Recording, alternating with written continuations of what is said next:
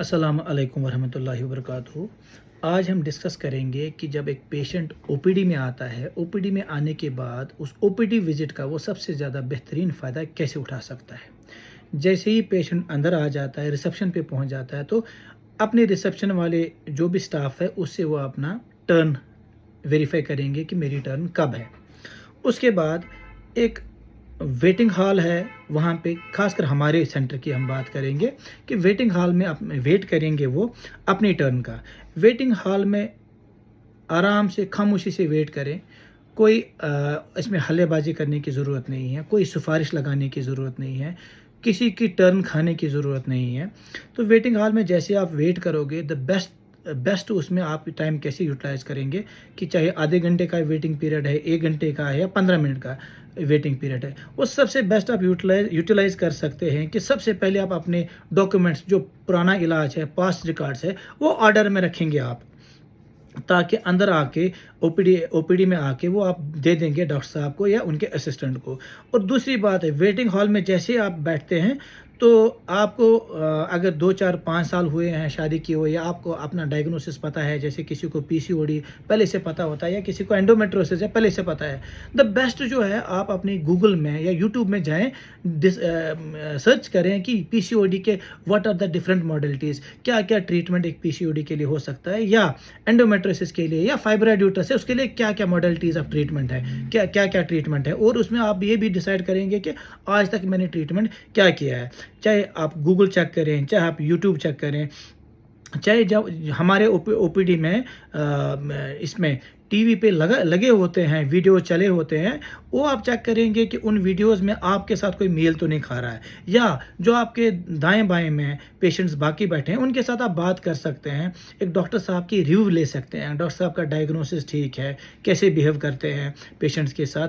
या आप उनसे भी चेक कर सकते हैं, अगर किसी का ट्यूबल ब्लॉक है, भाई आपका क्या प्रॉब्लम है, मुझे भी ट्यूबल ब्लॉक है, तो आपने क्या ट्रीटमेंट किया, वो आप आराम से एक धीमी आवाज़ में बिना शोर मचाए डिस्कस कर सकते हैं। तीसरी बात सबसे इम्पॉर्टेंट, ये आप आए हैं, कोई निकलता है 7 बजे घर से, कोई 6 बजे घर से निकलता है, या कोई 10 बजे घर से निकलता है, उसके बाद वेटिंग में 1 घंटा गुजारते हैं। 1 घंटा गुजार के जब वो ओपीडी में मेरे पास आते हैं, सबसे पहले उनका मोबाइल बजता है। जिस चीज़ के लिए वो फीस भरते हैं, घर से निकलते हैं, वेट करते हैं, और जब वहाँ पे उनको अटेंटिव रहना है अंदर मेरे रूम में, ताकि हम डिस्कस करेंगे उनकी प्रॉब्लम, उनको एडवाइस कर सकते हैं क्या मॉडलिटीज़ ऑफ ट्रीटमेंट है, वहाँ पे वो मोबाइल पे बिजी होते हैं। सबसे बुरा मुझे आज तक ज़िंदगी में ये लगता है कि पेशेंट अपने आप को बहुत ही नॉन सीरियस लेता है। जब पेशेंट खुद ही अपने आप को इंसानों में शुमार करने के लिए तैयार नहीं है, तो उसको कोई दुनिया की ताकत नहीं रोक सकती है कि आपको भाई सीरियसली ले सकते हैं। कोई दुनिया की ताकत उसको सीरियसली लेने के लिए तैयार नहीं है। ऐसे पेशेंट्स को हम यहाँ पे फीस हाथ में दे देते हैं। मेहरबानी करें, आप किसी और डॉक्टर साहब के पास जाएं। अगर आपके पास पैसा ज़्यादा हो गया है, कहीं और पे खर्चे। हम यहाँ पे हलाल कमाई कमाना चाहते हैं। हलाल कमाई वही, पेशेंट के साथ कम से कम 15 से 20 मिनट हम गुजारना चाहते हैं। उन 15 से 20 मिनट में अगर उन्होंने डॉक्यूमेंट्स लाए हैं, पास्ट रिकॉर्ड लाए हैं, पास्ट प्रिस्क्रिप्शंस लाए हैं साथ में, वो हम देखते हैं। उसके बाद ही हम कोई नतीजे पे पहुंचते हैं कि ट्रीटमेंट क्या करेंगे। और अक्सर मतलब 30 to 40% पेशेंट जब उनको बोलते हैं जी आपके हस्बैंड कहाँ है, नहीं हस्बैंड नीचे है, हम रिक्वेस्ट करते हैं हस्बैंड वाइफ दोनों एक साथ आए। हस्बैंड वाइफ दोनों एक साथ आने का मकसद ये है ताकि दोनों को एक साथ काउंसल भी करें, दोनों को एक साथ हम एडवाइस भी करें। तीसरी बात इंपॉर्टेंट और एक बात यह है कि सारे रिकॉर्ड साथ हो। ऐसा ना हो वो कहाँ जी वो गाड़ी में है, वो कहाँ जी वो बाहर है। इसका मतलब है नॉन सीरियस एटीट्यूड। कपल या पेशेंट विलिंग ही नहीं है कि उसकी हेल्प की जाए। वहाँ पे डॉक्टर बिल्कुल बददिल हो जाता है, बोलता है भाई यार नहीं करना ट्रीटमेंट, ये अपनी आप हेल्प करने के लिए, अपनी खुद की हेल्प करने के लिए तैयार नहीं है, तो हम क्या इनकी हेल्प कर सकते हैं। और एक इम्पॉर्टेंट बात यहाँ पे, अगर आपको क्वेरीज है ट्रीटमेंट के रिलेटेड, आपके डायग्नोसिस के रिलेटेड, और पॉइंट वाइज आप लिख के ला सकते हैं, एक एक करके पॉइंट में हम वो पॉइंट वाइज डिस्कस कर सकते हैं। आपके जो भी डाउट्स होंगे, जो भी क्वेरीज होंगे, will try to answer them all. It is not possible कि एक ह्यूमन बीइंग के पास एब्सोल्यूट नॉलेज हो। एब्सोल्यूट नॉलेज किसी के पास नहीं है। अलबत्ता वो will try our level best, जितनी हमारी नॉलेज है उस नॉलेज के मुताबिक आपको एक सेटिस्फैक्ट्री आंसर हर एक पॉइंट के देंगे। ये we encourage point wise queries. एक पेशेंट जो पॉइंट वाइज क्वेरीज लेके आता है, यकीन मानिए हमसे ज़्यादा खुश उस पेशेंट से कोई और नहीं होता है। और एक इम्पॉर्टेंट बात, हर एक पेशेंट के लिए 15 से 20 मिनट हम देते हैं। किसी पेशेंट को आधा घंटा भी लग सकता है, depend patient, but on an average 15 to 20 minutes patients के साथ हम यहाँ पे देते हैं। 20 मिनट से ज़्यादा पेशेंट हो गया, टाइम हो गया, अगर किसी को आधा पौना घंटा बैठना चाहता है, वो गलत बात है। कोई और पेशेंट बोलता है कि डॉक्यूमेंट्स जी गाड़ी में, मैं पहले गाड़ी में जाऊँगा, that is wastage of time. वो वेस्टेज ऑफ टाइम क्या होता है, दूसरा पेशेंट बेचारा सफ़र करता है, इसको आधा घंटा लग गया, दूसरे पेशेंट के 10 मिनट इस पेशेंट ने खा लिए, तो गुनाह है, वो गुनाह कबीर है। दूसरा पेशेंट अगर 20 मिनट के बजाय उसको 10 मिनट देंगे, हम भी सेटिस्फाई नहीं है, पेशेंट भी सेटिस्फाई नहीं है। पेशेंट यहाँ पे मेरे कान के नीचे बोलता है हेलो, मुझे ये कॉल आ गई घर से। अगर पेशेंट को इम्पोर्टेंट वो कॉल ज़्यादा ज़रूरी है, तो हम ऐसी पेशेंट्स को एडवाइस करते हैं आप पहले कॉल अटेंड कर ले, जो इम्पोर्टेंट है सबसे ज़्यादा, उसके बाद डिस्कस करेंगे। नहीं तो पेशेंट घर पहुंचता है, उसको पता ही नहीं होती है डॉक्टर साहब ने डिस्कस क्या किया, फिर बोलता है डॉक्टर साहब ने जी पैसे ही खाए, हमारे साथ उसके पास फिर बात करने की फुर्सत ही नहीं थी। तो इम्पॉर्टेंट 5 जगह बाहर साइन बोर्ड्स पे लिखा है, please switch off your mobile और टर्न टू साइलेंट मोड। या तो आप मोबाइल को साइलेंट मोड में रखें या तो स्विच ऑफ करके रखें। फिर से एक बार रिक्वेस्ट, अक्सर पेशेंट बोलता है सर मैं भूल गया, डॉक्टर साहब भूल गया मैं स्विच ऑफ टर्न ऑफ करना। 40 to 50% नहीं भूल सकते हैं, डिलिबरेटली रखते हैं। और कुछ पेशेंट्स ऐसे भी है, बाहर जाके बोलते हैं जैसे मैं अंदर घुस जाऊंगा, जब मेरी वैल्यू बढ़ने के लिए आप कॉल जी वहाँ मुझे फ़ोन करना ताकि मेरी वैल्यू बढ़। नहीं बढ़ती है वैल्यू, वैल्यू वो बढ़ती है जिस चीज़ के लिए आप आए हो, वो डिस्कस करें, वो डिस्कस करके आप निकल जाएं। हम उससे ज़्यादा खुश हैं ताकि आपको ज़्यादा फ़ायदा आए। और इम्पॉर्टेंट बात, बच्चों को साथ लाने का कोई फ़न नहीं है। ये यहाँ पे जब आप आते हैं, क्लिनिक में जाते हैं, हॉस्पिटल में जाते हैं, ये वो जगह हैं जहाँ पे सबसे ज़्यादा इन्फेक्शन लगने का खतरा होता है। 10 लोग 50 इलाकों से आते हैं, किसी को रेस्पिरेटरी ट्रैक्ट इन्फेक्शन है, किसी को अपर या लोअर यूटीआई है, किसी को कुछ और इन्फेक्शन है, खुदा न खास्ता किसी को टीबी की तकलीफ़ है। अगर बच्चा साथ आया, खुदा ना खास्ता उस बच्चे को वो इन्फेक्शन लग गया, बताएं जी मुझे, वो बच्चे के लिए अच्छा है कि बुरा है? सबसे ज़्यादा खतरनाक इन्फेक्शन क्लिनिक्स, हॉस्पिटल्स पे होता है, क्योंकि डिफरेंट यहाँ पे लोग, नॉर्मल लोग नहीं आते हैं, इन्फेक्टिव लोग ही आते हैं। और एक बात, जब आप यहाँ पे डिस्कस करेंगे पेशेंट का, डॉक्टर के साथ पेशेंट डिस्कस करेंगे या एज अ कपल आप डिस्कस कर रहे हैं, सारा डिस्कशन होने के बावजूद अगर आपको लेस देन 5% भी डाउट है डॉक्टर साहब की क्रेडिट इंफॉर्मेशन में, उसकी काबिलियत में, हम आपको एडवाइस करते हैं यू चेंज योर डॉक्टर। अब डॉक्टर साहब को चेंज करें, किसी और के पास जाएं। अलबत्ता ये ना कहें डॉक्टर साहब हम ये ऐसा करेंगे, डॉक्टर साहब हम वैसे ट्रीटमेंट करेंगे, दिस इज़ रॉन्ग। आप फीस इसी चीज़ का भरते हैं ताकि आप हमसे एक एडवाइस ले लें, based on our knowledge, based on our qualification. अगर आप उल्टा एडवाइस देना स्टार्ट करेंगे तो हम आपसे रिक्वेस्ट करते हैं कि आप अपनी क्लिनिक स्टार्ट करें, वहाँ पे फीस रखें, हमने 500 रखी है, आप 1000 रखें, वहाँ पे पेशेंट्स देखना स्टार्ट करें। अक्लमंदी बात यही है, आप जिस चीज़ के लिए आए हैं उसका भरपूर फ़ायदा उठाएं। और एक पॉइंट है यहाँ पे, अगर आपको अब डॉक्टर साहब की क्वालिफिकेशन या किसी इसकी काबिलियत पे डाउट ही है, तो अक्लमंद इंसान ये करेगा, वो देखेगा डॉक्टर साहब की क्वालिफिकेशन क्या है, या डॉक्टर साहब की क्वालिफिकेशन क्या है, तो उसको क्रॉस चेक किससे कराएगा? 5th क्लास पास बंदे से नहीं कराएगा, बीए वाले बंदे से नहीं कराएगा, मेडिकल रिप्रेजेंटेटिव से नहीं कराएगा, मेडिकल शॉप वाले से उसको क्रॉस चेक नहीं कराएगा। तो कराएगा किससे? कराएगा उससे जिसकी क्वालिफिकेशन या कम से कम इसके बराबर की हो या इससे ज़्यादा क्वालिफिकेशन हो। अक्लमंदी यही है। एक डॉक्टर को, एमबीबीएस, एमडी या डीएनबी डॉक्टर को, या एक इनफर्टिलिटी स्पेशलिस्ट की बात करेंगे, उसको क्रॉस चेक किससे किया जाएगा? एक इनफर्टिलिटी स्पेशलिस्ट हो, कम से कम एमडी, डीजीओ या डीएनबी डॉक्टर हो। एक आप मेडिकल शॉप वाले से फिर डिस्कस करोगे, डॉक्टर साहब ने ये दवाई रखी है, ये प्लान बनाया है, फिर ये बताओ जी ठीक है गलत है, वो आप अपने आप को धोखा दे रहे हो और उससे ज़्यादा कुछ नहीं। और एक पॉइंट, हमारे पास अक्सर पेशेंट आते हैं कि डॉक्टर साहब उस पेशेंट को ट्यूब ब्लॉक थे, उसको तो ट्रीटमेंट आपने लेप्रोस्कोपी की, मेरे ट्यूब ब्लॉक है, आप मुझे आईवीएफ के लिए बोल रहे हो।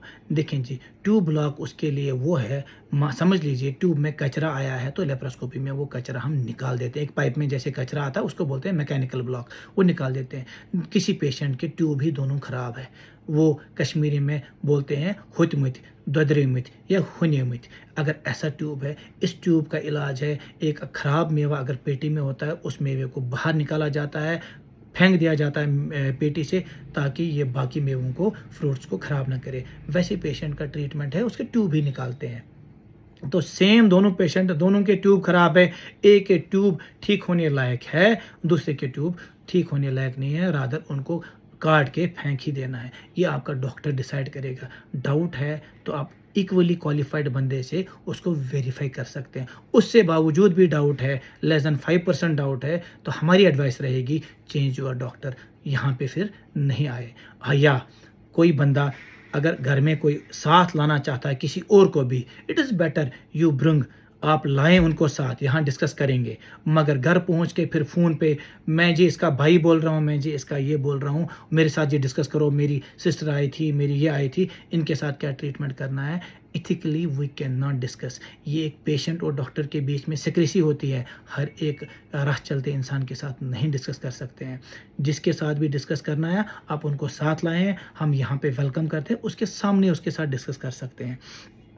और एक बात, घर के जो भी सोशल इश्यूज़ है, we have no authority on your social issues. किसी के घर में कोई प्रॉब्लम है, वो घर में बड़ों के साथ डिस्कस करना, हमारे साथ प्लीज़ वो डिस्कस ना करें आप। उससे हमारा भी टाइम वेस्ट होता है, आप लोग भी उसमें, हम आपको कोई हेल्प नहीं कर सकते उसमें।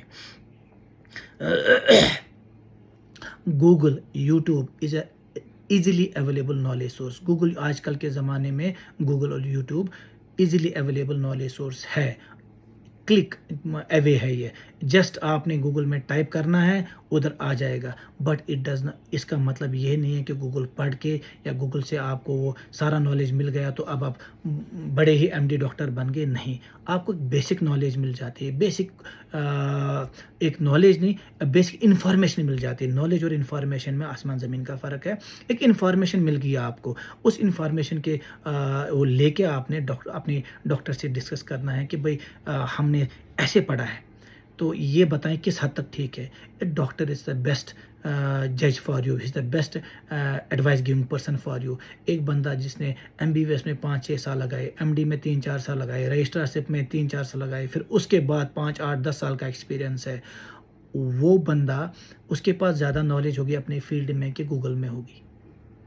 या आप 2 आर्टिकल, 3 आर्टिकल, 5 आर्टिकल गूगल में पढ़ेंगे, उससे आप उसके 15 सालों की नॉलेज को ओवर पावर नहीं कर सकते हैं। या तो वो डॉक्टर वाकई वो बहुत डफर हो, और आप वाकई सुपर इंटेलिजेंट हो।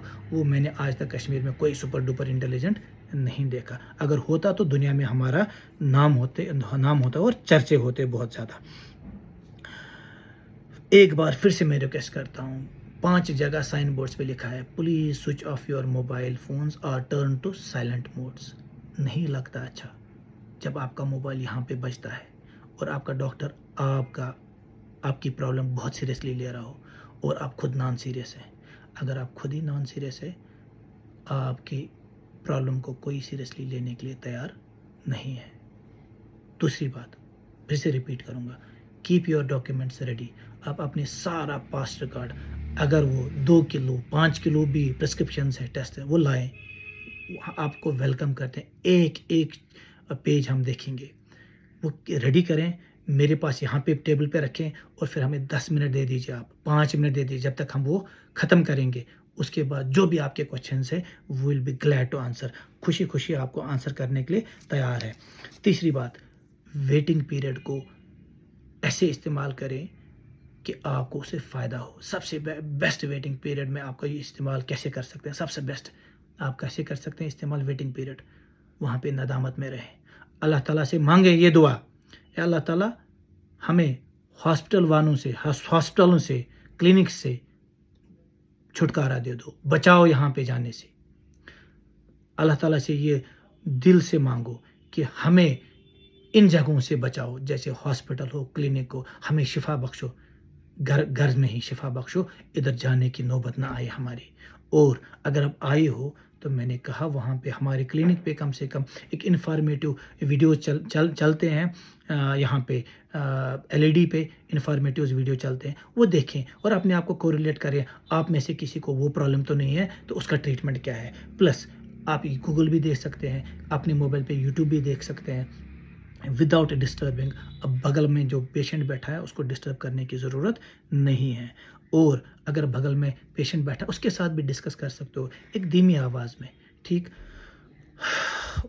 और जितना आप अल्लाह ताला से खुद के लिए दुआ मांग सकते हैं और उस दुआ में जो ताकत होगी खुद के लिए, कोई और दुनिया में आपके लिए वैसा दुआ नहीं मांग सकता और ना उस दुआ में उतनी ताकत होगी। तो अपने लिए खुद दुआ मांगे अल्लाह ताला से कि आपको शिफा बख्शे, आपको शिफा बख्शे और औलाद सालिह से नवाजे। बाकी last time please please and please अपने मोबाइल को स्विच ऑफ मोड पे रखें या साइलेंट मोड में। नहीं लगता अच्छा, नहीं लगता अच्छा पेशेंट को बोलना कि भाई आप यहाँ ये आए हो, और किसी की टर्न मत खाएं, अपने टर्न का वेट करें, उसी में अल्लाह ताला आपको शिफा बख्शेगा। सिफारिशें लाने की कोई ज़रूरत नहीं है। आप हर एक पेशेंट के साथ अल्लाह ताला जब आता है, अल्लाह ताला हम ये मान के चलते हैं कि इसके साथ अल्लाह ताला की सिफारिश है, क्यों इसके साथ हम गलत करेंगे। नहीं, अपनी टर्न का वेट करें, किसी का हक ना खाएं उसके आउट ऑफ टर्न आने के लिए। हाँ, आउट ऑफ टर्न अब वही आ सकता है इमरजेंसी हो, उसके लिए हमने प्रोटोकॉल बना लिया। थैंक यू, अल्लाह हाफिज़, बाकी वसलाम।